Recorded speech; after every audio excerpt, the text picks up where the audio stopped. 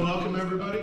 So everybody here, we're all some form or fashion board game reviewers, and we don't have a set format for this. So honestly, I would think we just go down the line, introduce ourselves, and then just do a Q&A, because we know what we do, and if y'all have questions, it makes sense that y'all, if you're interested, ask us questions either at the panel in general or specifics. So you want to start? Sure. Hey guys, I'm Michael Wright. I work for Unfiltered Gamer. We do Kickstarter board game reviews. We also do pretty much review content for pretty much everything. We do tutorials and all that kind of stuff, and a weekly live stream, which I'm pretty sure you're all familiar with. We do it on Facebook. But yeah, I stick with the little guys when it comes to Kickstarter projects or first-time Kickstarter, like board game reviews and whatnot. If somebody's just doing a grassroots thing, we work with them generally speaking. But we've done other stuff too. So cool. Hi, I'm Maple Lady. I write a blog about board games and conventions and just talking to people. I'm also the co-host of a podcast, Hooked on Geek. Yeah, that's me. I'm Mark Street. I'm Board Game Corner and Dice Tower. Currently I'm heading up the Dice Tower previews, and I'm soon to start a show with Z, and I'm going to do Tower Talk, and I have our own podcast, and we're all over social media, just tons of different avenues for our content. Thanks, Mark. Yeah. My name is Dan King. I go by the Game Boy Geek. I have a YouTube channel, website, and over the last 5 years, my mission has been helping you find and enjoy the board game you love. And I've done that by producing over 1,500 videos, most of them being reviews, some of them being 2-minute reviews that allow you to quickly see if you want to spend more time looking at the real, normal reviews. I also do audio podcasts with those reviews, and I help you learn games by teaching them to you in rule schools. I'm Edward Euler. I host Heavy Cardboard, which started out 3.5 years ago as a podcast, and a year ago we branched into video, and we focus on the medium and heavier end of the board game hobby, everything from medium strategy games up to war games, 18xx, and we also teach and live stream over on YouTube and recently over on Caffeine as well. Hello, I'm Kat, also Glory Hound on Twitter, Facebook, and all that other stuff. I demo games for Steve Jackson Games, and I love teaching people games. I also have a podcast where it's heavy entertainment, and we also talk about Kickstarters and the different board games we play, and kind of try to help guide you on what you should be getting in the Kickstarter market, as well as just the type of players that you play with. If you have a party gamer, we have one of those sort of people on our podcast. So you can kind of pick the person that you connect with games, and then follow that person and what they suggest to you. So that's me. So questions, what do you guys have as far as either how to get started or what goes into reviewing, or pretty much the gamut? We cover even campaigns too, right? If you have a question about Kickstarter campaigns or even board gaming in general, we probably can answer some of those questions. We worked hand in hand with people who have started with their baby that is their game, so that's probably one thing we could also facilitate in some way. Now that I've decided to do it, what's next? Now that you've decided to become a reviewer, what's next? Create a lot of content. Yeah, seriously, lots of content. So one of the things that, when Paul and I were talking yesterday, one of the things that we stressed was, step one, get started. Just do it. A lot of people get too focused on the production quality, and that should absolutely be secondary, because if your content is worth people following, they will find it. So step one, do it. It doesn't matter, $15 mic, that's what we started with. And everybody has cell phones, camera, right? Exactly. To get started with. Yeah, it makes it easy, it really does. I think also too, making your entity and making that over everything all at once. So I think that making yourself easier to find by doing that, because if you start putting out the content and everything, you want to be on Instagram, you want to be on Facebook, and you want to have everything as the same entity, and just get it set up all right away. Just do it all right away, and then just post everything. How long have you been doing it? About 6 months. Okay, cool. And what kind of content do you produce? Is it videos, audio, is it both? Oh, I help him with the cameraman for him. Oh, okay. Very cool, nice. cool. It's a good question to ask, you know? Yeah, I just want to get the background because depending on where you're at.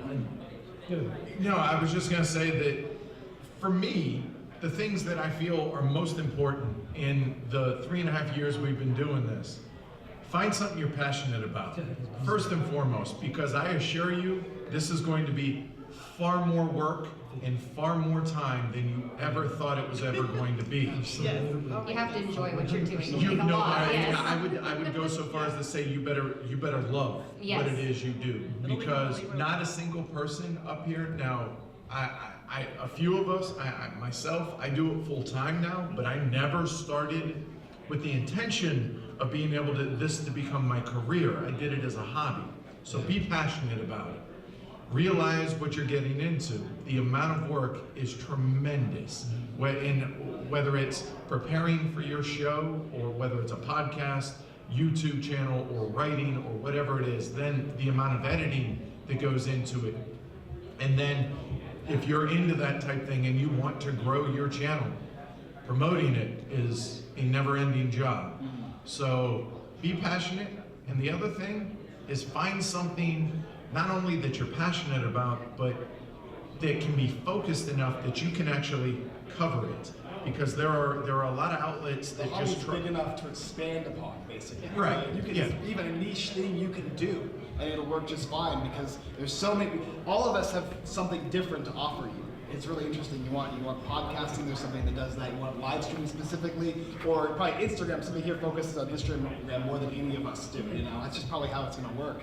And there's always holes that are missing. And all this advice, I think, works for not just board game reviewing, but anything. I mean, we would be considered, I guess, mom bloggers in some ways, as far as how they do their content as well. For websites and Instagram and Twitter, they all focus on those things as well. So Absolutely. you can always take and learn something from any kind of reviewer or any kind of blogger.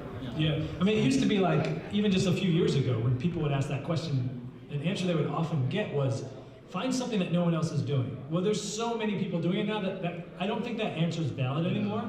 So going back to what he was saying, and I'll even take it a step further that, again, the passion and the time and the love is, yes, find your niche, find something that you love, but also almost turn it backwards. Because I think at this point, a lot of people have seen how successful some people have been in the business and been able to make real money at it. And I think that has turned a lot of heads into people thinking that. And it's kind of an interesting thing because everybody that's at that point that is now making it successfully monetarily, none of them went into it with that being the main thing. All of them, all the big dogs have gone in this passion first, let me give to the community, and look what came out of that. Where now we're starting to see everyone going, wow, look what they're doing, I want that, and that becomes either the first step or a dream. And I'm not saying dreams are bad, dreams are excellent, but sometimes we're putting the cart before the horse. So I would say, try to reverse that, because what happens is, to what he said about the amount of work, is a lot of times we have like uphill hopes but downhill habits. And I think the best way to get through that is to, instead of looking at the gaming hobby and the reviewing media place and saying, what can I get from it? If you swap that on its head and say, what can I give to it? Then everything else will take care of itself. As long as you're giving to the community in a passionate way that you love and you can continue to do it, then everything else will take care of itself. Yeah. And anything that your passion is going to carry you through days you don't want to do it, days that you're not feeling well, or just, it has to be passion first. It has to, because I assure you, anybody that gets started nowadays, publishers aren't going to reach out to you because you have a blog, you have a podcast, you have a video channel. You have to earn that audience. Once you've earned that audience, then those other things come. But that passion has to be first. And I mean, all of us are stressing that because everybody up here knows how much work this is. And it's not, ooh, pity us. It's just heads up on what's coming. And it's gotta come from here first. You got to put it as a full-time job. I mean, to start, 8 hours a day is not going to cut it. No. Yeah. I mean, anything that involves social media or blogging and that kind of stuff, you need to put in 10 hours a day. And there's always more. I think it's, you never have enough time to do what you want to do. You know, you never have enough time. And there's too many games to cover now to where you're not, you know, and that works for pretty much anything. So I think people too can see the passion. So you can tell the difference between somebody who loves what they're doing, what they're talking about passionately, and you can hear that over a podcast, and you can see it over a video, as opposed to somebody that's going out there and going, you know what, this is kind of what I want to do for a job, and I'm going to put some notes together, and then we're just going to talk about, hey, here's a board game and stuff. No, people can see, hey, this is the board game I played, and it's super fantastic, and I'm going to tell you why. And if you're not doing that and you're presenting yourself with your passion, you're not going to get as many people to follow you because you're getting people excited. Yeah, exactly. They can't compete, and I mean, because passion outweighs almost anything else in this Absolutely. industry, and in a lot of industries as well. You know, I worked in the film industry for a long time, doing whatever movies and stuff like that, like Sharknado kind of stuff. And it's a lot of work you have to put in the industry. You have to not going to cons is another huge thing to do. And, Yeah. you know, Yeah. And if once you get to the point where you've been doing it for a little while and this passion's been bringing you through and you're like, okay, well, I've tried this and I've tried that and I don't like that so much and I like this, and don't worry too much about what other people like, do what you like because that's what's going to get you through. But once you find what that is and you've been doing it for a little bit and you're like, okay, I'm in a groove, I feel like No, I was hitting the table. so it's usually me this time. So once you get past that and you've kind of figured out what works, what do you like doing, and you get to that point, then you can start thinking of things that are a little bit more tangible. And if you're prone to write things down, you can write this down. I was at a leadership summit a couple of years ago, and the CEO of Ford, that used to be the CEO of Ford and Boeing, Alan Mulally, was there. And he wrote these things down. He talked about how he took Ford and turned it around. He said it all came down to three things. Once you're ready, you know you're at that spot. Well, the first is to have a captivating vision. Have something that is very tangible in your mind of where you're going to be, what you're going to be. Captivating vision. And leading down from that becomes a comprehensive strategy. It's a captivating vision, comprehensive strategy, meaning, okay, this is the vision, this is strategically how I'm going to get there, and then relentless implementation. This is how I'm actually going to do it on a day-to-day basis. And those three things, once I learned that from him and you start to apply that, you can apply it to anything, any business, but again, passion first, and then kind of apply that sort of thing, and it'll put you kind of in the right direction. And on that note, you have to understand why you're doing it. Like, why are you being a reviewer? Why? And you have to know that answer. Because, and this kind of goes back to everything that we're saying, if you're doing it because you're trying to make money or you're trying to get free games. That's the wrong way. Yeah, those are the wrong reasons. But also, You're gonna struggle. but not just that, but also understand. There are all those people though out there. Yeah, right. But long term, you also want to know what it is your long term goal on this is. A lot of people have no interest in monetizing what it is they do. They just want to create. They want to give back, and you know what? That's perfectly okay. But know what it is that you're trying to accomplish by having whatever format that you have. And get started, be passionate about it, and go from there. That's, I mean, seriously, I never went to school for whether it's any kind of audio or video stuff. We've made a lot of mistakes along the way, but you learn as you go. But again, that's where that passion keeps pushing you to figure out. Like a $15 mic in Audacity. That's how our show ran. And that's the great thing about now. There's so many resources on the internet where you can learn all these programs. You can learn if it's worth it to make the investment in certain type of equipment and certain type of programs. And there's a wealth of information out there too. And also that takes time to research all that stuff while we're all learning how to do it. And all of us either started with day jobs. Oh yeah. Right? So it's all stuff on the side, on top of it. So it becomes a hobby in and of itself. So you have really board does. games, which is your hobby, and then content creation or becoming a media person is the other hobby. Yeah. I'll give 3 other points of advice because I think all of us going through this have made tons of mistakes. Oh, God. Right? Yeah. And I think sometimes people get, you talk about in board games, some people get analysis paralysis, AP, when they're like thinking about what they're going to do. I think a lot of times people get that when they're trying to figure out like how to make content, what should I make. And 3 things that I learned was fail fast, which means if something's going to be a failure, you want to figure out that it's not working quickly, as opposed to be putting in a year or 6 months worth of work, right? Yeah, So the first thing is fair. fail fast. The second one is fail often, which means try as many different things as you can to see what works and what doesn't. Fail fast, fail often, and fail forward. Which means when you do fail, sit back and have time to have that white space to reflect on why didn't it work. Did it not work because I just wasn't all into it? Or did it not work because the audience, it didn't come over well? Because when you look back at that, it's never failure if you learn from it. That is called experience. So fail fast, fail often, fail forward. Yeah, and it's completely okay to fail at something or figure out, I don't really like reviewing these little board games. I wanna review very big board games, heavy cardboard board games. You gotta figure out, some of this journey is figuring out just exactly how you want to review games or which part you want to focus on. And that's okay. And it's okay to try different things.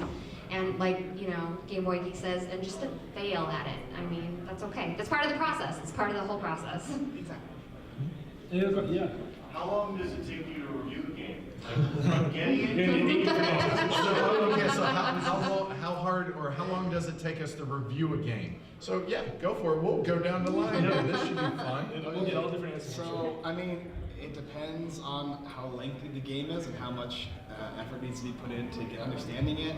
Like some games you're gonna have, 30 pages of rules, to which point I have my editor go, here you go, read the rules. And, Outsource. Yeah, exactly, because not for me. And everybody has their strengths and weaknesses, right? And then after that, we play the game. Some people play it 2, 3, 4. It depends on how many times you want to play it. Usually we play about 2 or 3 times, roughly. If I like the game, I play it more.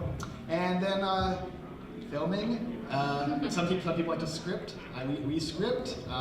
Some people like to have screen, all that kind of stuff. Usually takes us like 2 days for a video. Editing is about anywhere from 6 to 8 hours, depending on the video. Some of them are shorter, some of them are longer, but roughly maybe 3 full days, including playtesting. Probably could be more. Just depends. So I haven't quite ventured into videos yet, just because I know how long that process is. Yeah, it takes a long time. Because actually, yeah. But for me, I just write about it, and then usually we play it a couple times. We get in the game group, schedule it, just to see how it plays for a different number of players. Also, discussion to see what people like, what people didn't like, and then write up a review on it on the blog. And the writing part usually takes about a day or so, just depending, staging photos, editing photos. So that's my process. That would take me a week. I don't be ready. Well, I have a policy that we don't review any games unless we played it at least 5 times, because I feel like once you get to that 3rd and 4th and 5th game, you're like, oh wow, look at this strategy. You dive into it. So I literally can spend 1 to 2 weeks on a single review. And part of that is coordinating with my co-hosts when to play, because I have 2 different co-hosts, 3 really, depending on the podcast versus video. But it really, I want to make sure those games. Now there's some exceptions. There's some little card games, right? But even with the little games, like little card game stuff, there's still like a 3-game. I like to hit a 3-game limit, but the 5, I really like to hit that 5 game, because there's been games that we hated until that 4th play, and we're like, oh wait a minute, Everything comes together. look how this comes together now. This is pretty interesting, and the stuff that we can add to the video. And then as far as the production side goes, I'm probably way too much of a perfectionist, but I will sit there and spend easily 16 hours editing a video that is a 12-minute to 18-minute video. And because I'll go back and I'll do little things. I'll be shooting B-roll that goes over us talking, and I'll see the fuzz on the table, so I'll go back and reshoot. Stuff like that. It drives me crazy. It just drives me crazy. Or I forgot to turn one of the lights on, or I have the overhead room light on. I'm like, those things drive me crazy. But it depends on what format we're doing. Reviews are different than previews. And previews, we don't play games as many times for previews, because it's a kind of a first gut reaction for previews. And we're not reviewing those games. We're just giving you kind of a lay of the land, a feel for the game. Overview. Yeah. But reviews, 4th edition, you don't play that 5 times. yeah. Set the feel for it. That's the thing is that, and I know other people have said, like I talked to Z about these, I don't know about playing that many times. And I'm like, well, this really, I still feel like, and I like to get all my co-hosts involved. So there's tons of game time between the 3 of them as well. So it really is going to vary, but I mean, easily I can spend a full week on one review, depending on the game size. Previews and overviews are maybe a couple days that we spend on, and those are a little free form when we film them as well. They're more like conversational about it. Here's something like you sat down at the table with us and we're giving you an idea of how to play. Where the reviews are more structured and you know, we're trying to hit some really important points in the mechanisms and so forth. So it's all over the board. And then for the podcast, it varies as well. Again, because we're not shooting video for that, but there's just a lot of different avenues that we go through. But I really like to stick to that 5-game limit, or as a rule for us. For me, I've gotten my process pretty streamlined over the years. Again, it varies on the game, but I'd say if I averaged it out, it's probably about 10 hours per game. That's it. So our reviews are on the podcast side only. For the video side, it's just live streaming, full teaches and playthroughs. That said, take Feudum, which is coming out here soon, I spent 20 hours preparing that teach for that alone. So there was that, and then our live streams range anywhere from an hour to 5 hours, depending on the length of the game. As far as the reviews go, we have an outline that Amanda and I, my co-host and wife, that we follow, and so we have a policy of 4 games minimum, because honestly, it probably takes us 2 games to play the game correctly, especially on the heavier end. We're getting rules wrong all the time, and so we want to make sure that we're getting everything right, so when we talk about the review that we're talking about, or that when we're reviewing the game, that we're reviewing the game that the designer or publisher gave us and not the game we think it was, which is subtle, but a big difference when you continually screw up rules. So outside of playing the game, anywhere between 6 to 10 hours of prep work for filling out our outlines, and then we record. You're talking about 2 hours of recording, and then it's usually, if on a 2-hour podcast, you're looking at 2 hours per host for editing that Amanda does. So anytime you add in a 3rd chair, which we do on occasion, that's adding the length of the show that much more. So you're talking probably total evolution anywhere between 15 to 20 hours for a regular review on our podcast, and we do those weekly. So we're trying to play the games. The stuff that we're gonna be reviewing in 3 weeks, we try and get a play of it in this week. That way we're working our way towards, and it's a continual process because it's constantly churning. For me, it probably takes a little bit longer because I'm also a mother, so I have to work around having a kid around as well. And I also like my reviews to have a large sample size, so I like having a young child, an older woman or man, you know, a gamer, a non-gamer. I like having different groups of people so I can get a feel of not necessarily how good the game is, but who this game is made for and what audiences that it will capture. Because as a hardcore gamer for myself, I'm gonna love completely different games than other people. So that whole process of finding the right people, playing the game, getting how they feel about the game probably does take a week, just because I'm also working and also being a mother and then also trying to review games and get people together on my schedule. And then that's just the beginning process of that. Then on like a weekend day, I will take an entire day where, you know, it might take 4 hours to do notes and podcasting and stuff, and then I luckily send my stuff off to somebody else that edits my stuff. Smart. Yes. Is what we call that. Yes. Which, you know, it could take them anywhere from 2 to 3 hours to edit a 1-hour podcast with the type of people that you have on the show, whether they're saying a lot. I mean, you actually start practicing yourself. I'm not going to say anymore. You know, you get better. Public speaking classes where you learn. Yes. That's how I learned. So I went to college first. Silence. Doing something completely different. After you correct all the you start realizing, yeah, you know what, I'm going to omit that from my vocabulary. Silence is a whole lot easier to edit out. Than the ums. Yes. So for me, the process is quite lengthy because of the different process that I do from everybody else. So, yeah. In working with designers, maybe especially indie or designers who want to crowdfund, what sort of advice would you give them as far as how expectations on how to work with reviewers, or maybe what to do and what not to do? Okay, so for working with indie designers or Kickstarter creators, how to work with them to get our reviews onto their Kickstarters, etc. How best to go about that process what would you say for to them? the content or for the Kickstarter creator side. Well, Mark, that's kind of your bag. We're doing a ton of that now, and and it's surprising because what's neat is that a lot of them are actually wanting feedback, and I said, well, this is not a review, but we'll gladly give you points that we think the game could improve, and they're super appreciative usually. And the flip side of that, the one thing that you could avoid is if you ask someone to do a preview for you, that doesn't mean you get to be the editor and tell them, oh, you know what, I need you to shoot it this way instead. No, that's not how it works. And I've had a couple people who try to do that, and that's probably the biggest thing for me currently that I'm running into. But for the most part, just working with, and the timing factor too. And we realize that you're trying to get your prototype sent to a lot of different people, but because of I'm doing these on the Dice Tower, the schedule is booked up into April already.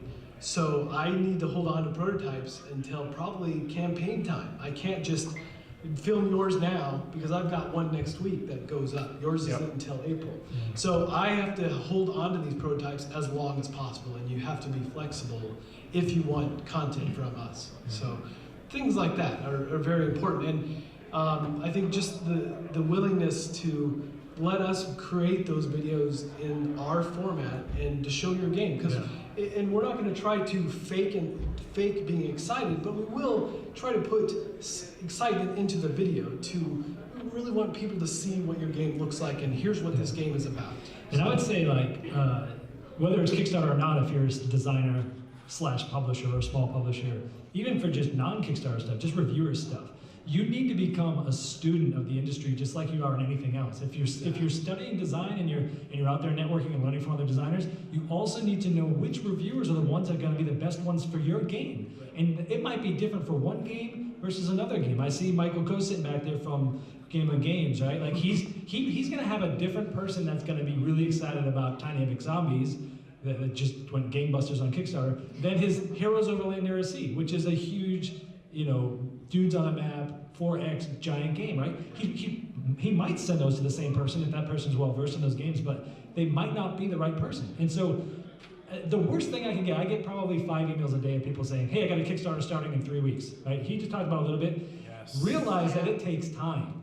You got to give them usually a month, at least 2 weeks to get the game to them before they're going to have a video live, right? So one is plan it out, okay? So plan out time to send them, right? Also, find the right person, and also research the people you're sending the game to. Because, especially with Kickstarter, with these timelines, sure, if you want to save money and you want to give it to someone who maybe isn't as experienced, and you're gonna expect them to do it for free, well, when they drop the ball and you don't have your Kickstarter video in time, don't be surprised. Right. Because this is a lot of work. The industry is very busy. We were just talking about this, I've got 17 Kickstarter videos to do between now and mid-March. Well, what does that mean? That means I've got to prioritize. That means I got to answer all these emails. That say I got to go back and forth with rules. Yep. There's a lot going on, but that's why we get paid to do this, is because we study, we learn what we're doing, and we have a process to do that. So expect that if you want to be handled professionally, and that you want the video to look professionally and be working with this person in a professional relationship and do what they say they're going to do, expect to pay money for that. Yeah. And if you want to cut corners, this is not the place to do it, because that is the best marketing money you can spend, is have someone that you trust put your baby in its best light. I mean, I'm a little bit on the opposite end, right? Because I work in film. So if you want your game out in 2 weeks, and you're asking us, generally most people are going to say no. And especially when you got 17 games, like I specialize in Kickstarter stuff. That's mainly what I put my time into. And people contact me, they say, 3 weeks, I need it. And I'm like, well, I could do that. It's going to cut away from my, a Sunday where I take a break or whatever. But if you're willing to pay me for a preview video or whatever, then that's fine. But it's going to, obviously there's a cost in like, speedy fee or whatever those kind of things are. And I think that's important for you to note, like if you're going to be doing this kind of stuff, you definitely want to have a timeline dedicated to when you want to have your game set. But otherwise, I'd be happy to, because if you're basically a client to me, right? And clients mean that I'm going to make sure that I get the job done for you, all while still maintaining my integrity as a reviewer. And I think that's a big thing for all of us, is maintaining our integrity to our viewers, because that's very, very important to us. While at the same time, clients are going to help us be able to, continue in the industry and all that kind of stuff. They kind of facilitate us in some way. I mean, some people do Kickstarter campaigns. I don't know if you guys do that or not, for funding, or Patreon, and all these other great mechanisms. But when it comes to preview videos or any kind of marketing and stuff like that, we probably all facilitate that marketing in some way, maybe Instagram or whatever. And so we want to help our clients out. And if I can, I will. I mean, right now it's the huge busy season right now, so I couldn't do it 2 weeks now.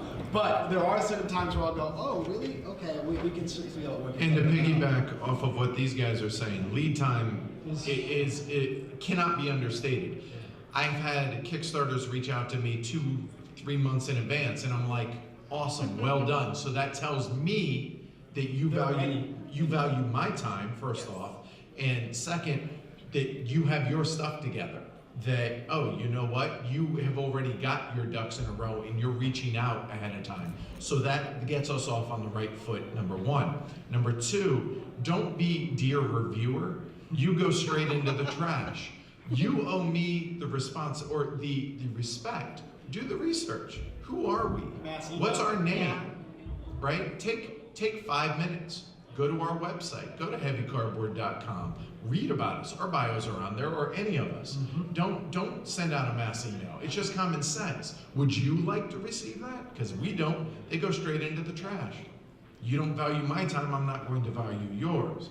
And then to go back, while we don't do preview reviews, we do playthroughs and teaching videos. And for those, we charge, because for us, while I don't begrudge anybody that charges because you're charging for your time ultimately. For us, it's informational. We're presenting the game in a professional manner. We've invested in ourselves. So if you want us to dedicate our time to you, yes, we expect to be compensated for that.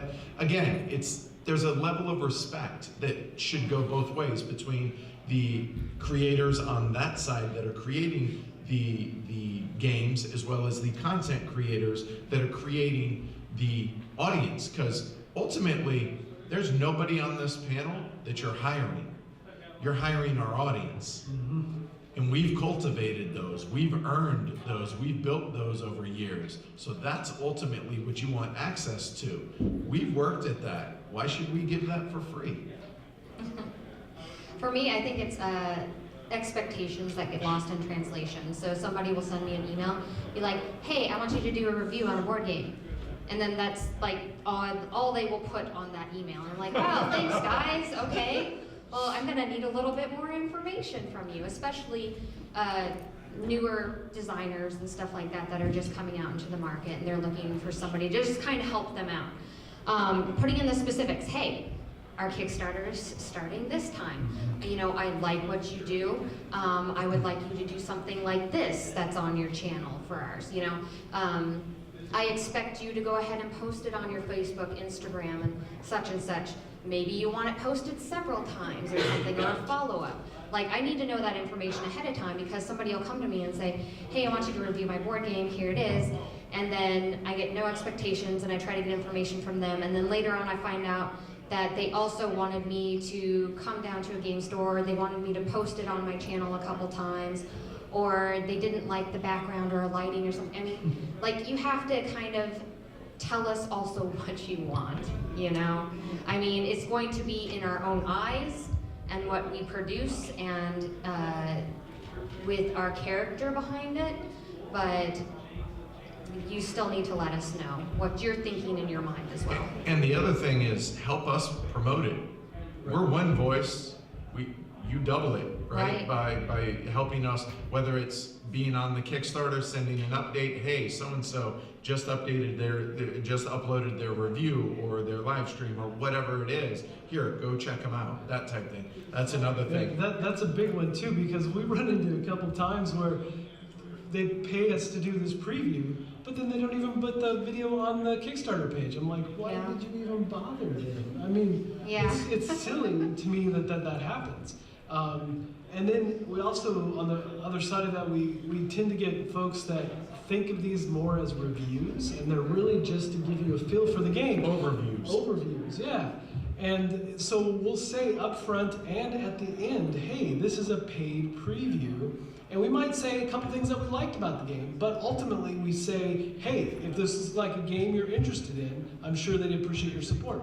We are not there to say, you have to buy this game. You know, we're there to say, here's what it looks like. You know, take a look. It's a commercial. Yeah, and that's, right. that's Yeah. important. Producers, you want to say something? Oh, no, the one last thing too that no one's brought up. I mean, we're all on social media. We're all on Twitter, Instagram, Facebook. You know, engage with us if you're an up-and-coming publisher. Like, you know, get to know, so we can get to know you, engage with us so then other people can see what your company is all about, and that's a really important thing. It's a people business. A lot of us reviewers are really close with, like, we're happy to talk to designers and whatnot. You can Absolutely. actually message Build me straight up relationships. Yeah. on Facebook. I'm available. If you're messaging me now, I'll get to you very shortly. We're all online. Yeah. So, some maybe not so much more than others, but I mean maybe the. We'll go with her then, and then we'll shut up. How often do you guys say you need to do an updated podcast? Like, is it always something new or continuous? So how often do we do an updated podcast? What do you mean? Like a product or? How much content do we push out? How often are we So- putting out content? Is that the question? How It's much? definitely- How often? Yeah. Okay, so the question was, how often are you guys putting out content? Yeah. Okay. So as far as podcasts go, our podcast is just kind of something we do on the side almost for fun. So it's just whatever we do. But videos and stuff are very much where our core is and where we started. So we try to do anywhere from, currently I'm on track to do 2 to 4 a week. And that's just the standard videos. Then there's all these little side videos, like I have a couple different segments on Board Game Blender. There's Favorite Game Friday. There's all kinds of other little places that I show up. So those are just ongoing things that I do. And then I've even gone to Edward's place and we did a couple live streams. And so I'm bouncing around different places. So it just varies week to week. But like I said, there's probably at least 2 to 4 videos a week at minimum. But the podcast is just whenever.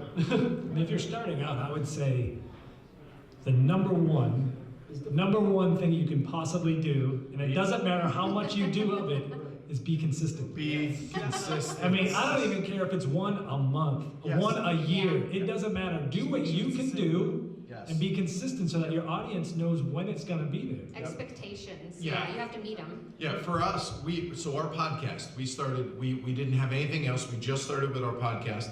We started fortnightly, so every 2 weeks is when we did it. And you know what? Your listeners or your viewers or whatever, you get them used to a certain, okay, hey, it's the second Thursday of the month. Okay, I expect show X. So then, as we got heavier into it, every 2 weeks, or actually, sorry, it was twice a month. Then it went to every 2 weeks, which, you know, some weeks have 5 weeks in them, whatever. Then it went to weekly, and now that I'm full-time, and we have a YouTube channel, now we put out 1 podcast a week. We usually do 2 other pieces of podcast content in a week, and then we do anything from 3 to 5 live streams during the week as well. But again, that's now that I'm full-time. The big thing is, I would say do it once or twice a month, I think would be reasonable to get started.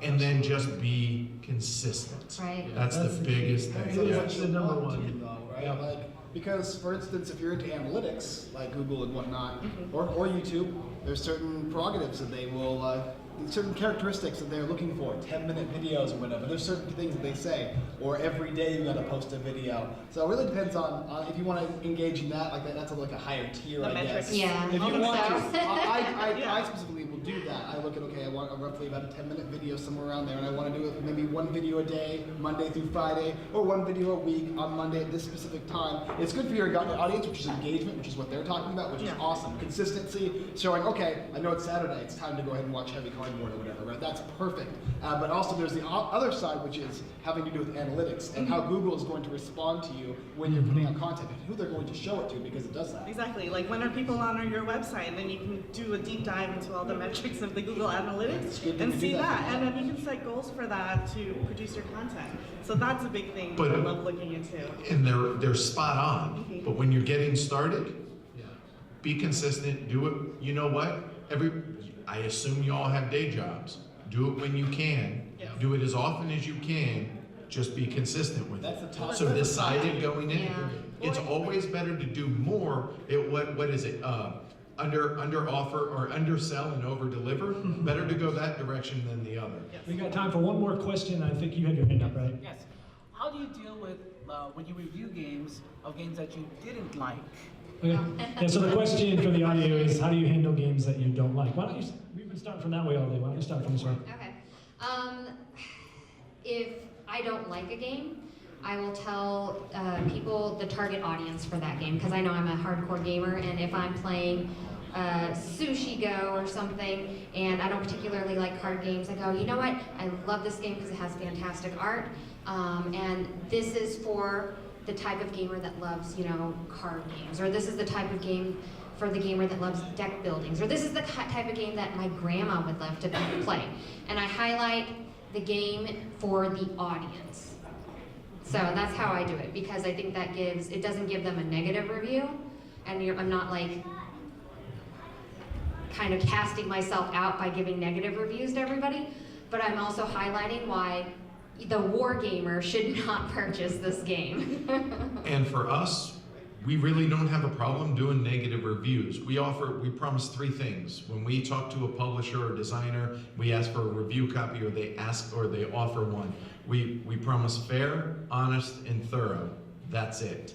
The game dictates what the review is. So as long as we are those 3 things, again, it goes back to that respect, and it's a mutual respect between the publisher side and designer as well as us. We respect that they spent the time and effort to create this, so I'm not going to completely negate their effort.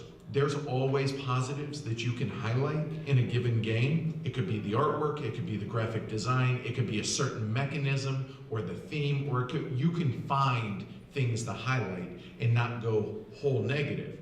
However, if you're doing those 3 things, then you have a bigger responsibility to your listeners and your viewers than you do to the publishing side, that you have to be honest. You have to be not just what you don't like, but the most important thing, in my opinion, in being a reviewer is why. Because you have to give the context to the person who's consuming your media and tell them, okay, I didn't like this, and here's why. Because what I might not like, you might actually enjoy. And so they're like, oh, that doesn't bother me. Oh, so you actually turn a negative review into a positive for somebody that enjoys the aspects of a game, that you didn't. And so there's a balance that you have to find.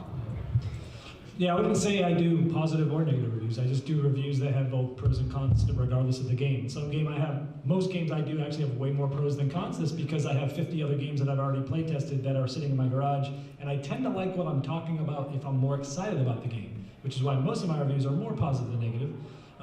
When I get through the ones that I'm most excited to play with, then I'll start getting to the ones that I'm not as excited. There'll be more cons than pros. But much like what they said, it's always a matter of, this game might be too cutthroat for some.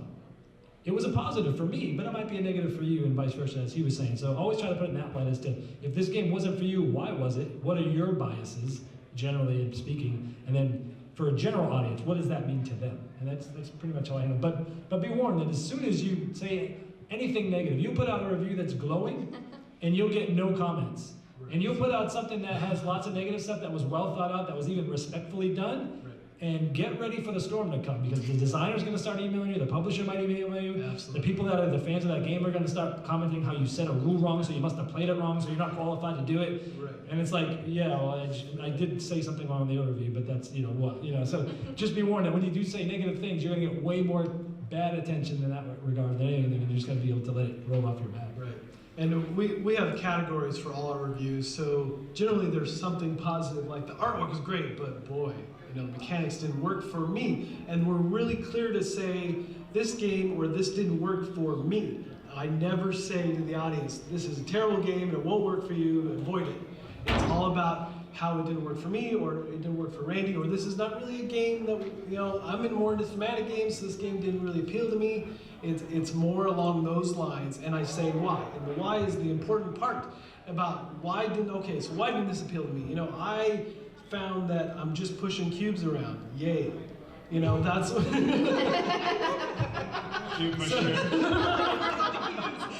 So those are the kinds of things that we try to put it back on us on why we didn't like it. It's not so much about this is a terrible game and you should avoid it.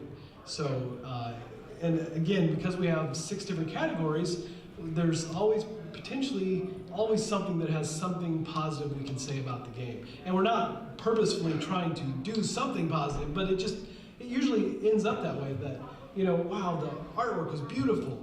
I just wish there was more game here, you know, that kind of thing. Definitely. Yeah, and that's the same thing that I do. You know, we as gamers, sometimes we all start clumping together. You know, we play all the same type of games with all similar different types of people, but there's a whole world out there that are new gamers, family gamers. And so, you know, if you don't like a game, you know, I do the same classification. Like, this is a great party game for people who like these types of mechanics. And this is a thing that I've been finding out with the new podcast. There are people just getting into the game. It's like, oh, I've never heard of this game, but like, this sounds really cool, you know. So basically, just there's a whole world out there, and there's a game for everyone, and Right. that's it. Right? Yeah. So these guys are all pretty much on point with me. I mean, realistically, it's all a subjective opinion, and you're gonna take it or leave it, however you want. But for me, there is objectively bad games, I think, games that are not finished or done. If you're working with prototypes or Kickstarter stuff, you'll see that there's literally no way to finish this game. This game doesn't even have an ending. You can't, how do you lose? You can't. And in that case, I can say, bad game. And in that case, I actually send it out. I go, no, I can't do this. I'm gonna give this back to you, and if you ask me for a preview, no, because I can't. But I've played with a bunch of people, and what's cool about what we do on Unfiltered Gamer is we have 5 or 6 different people one night, and then 5 or 6 different people another night. And if I hate the game, what's really cool is I have people that actually will do the review instead of me that enjoyed it way more, which is awesome. Outsourcing again. Yeah, outsourcing. I got rule editors, I got editors, no. But seriously, like, there's a couple of games I can think of one off the top of my head that I hated, but I know for a fact there's people who really love the game. Right? And so I say, okay, why is it? What is it about me that doesn't like this game? And how can I say, okay, there's certain people they're gonna love this game, right? Roll and move is something I hate, but there are certain people I've had play in these games, and now they're like, oh, I love this game. I'm like, okay, you do it then. Yeah. So the last thing that I wanted to bring up as a reviewer is the ugly side of things, and kind of these guys kind of touched on it. It's the internet. Yep. Yes. So it's I'm still learning this, and I'm 3.5 years into this. You got to learn to just let it roll off. Yeah, definitely. Having thick skin, and for anybody that either watches this after the fact or listens to it, or anybody out there that isn't a reviewer and doesn't want to be, just remember that we're real people on this side of the mic, on the camera, and all that.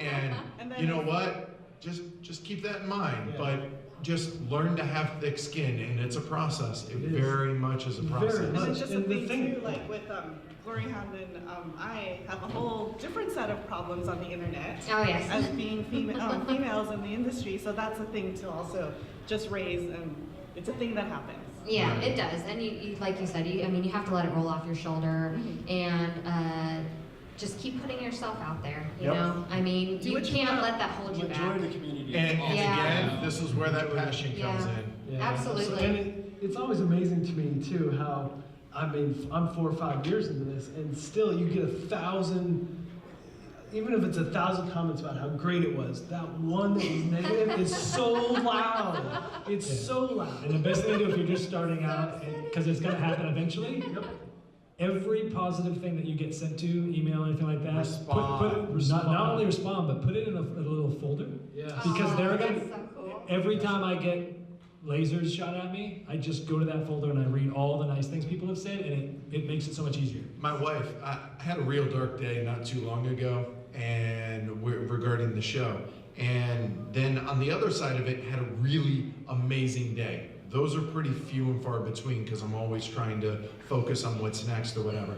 And my wife, Amanda, she said, you know, why don't you write yourself a letter right now while you're on that high, so that you can go back And read it. and remind yourself of why you're doing it and why you're putting yourself out there.